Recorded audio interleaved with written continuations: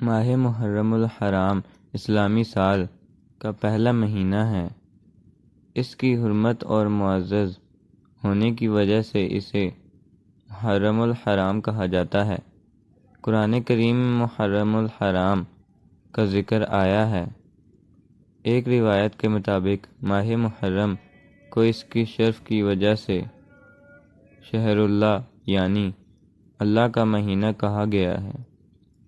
اس دن تاریخ انسانیت کے بہت سے واقعات رونما ہوئے۔ حضرت آدم علیہ السلام کی توبہ قبول ہوئی۔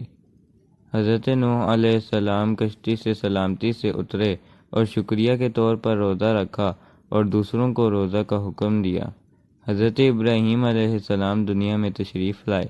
حضرت ابراہیم علیہ السلام پر نار نمرود گلزار ہوئی۔ حضرت یعقوب علیہ السلام کی بینائی واپس آئی۔ حضرت امام حسین رضی اللہ تعالیٰ عنہ نے مرتبہ شہادت حاصل کیا۔ قیامت اسی دن آئے گی۔ پہلی بارش آسمانوں سے نازل ہوئی۔ قلم کو پیدا کیا گیا۔ آسمانوں، سمندروں اور پہاڑوں کو پیدا فرمایا۔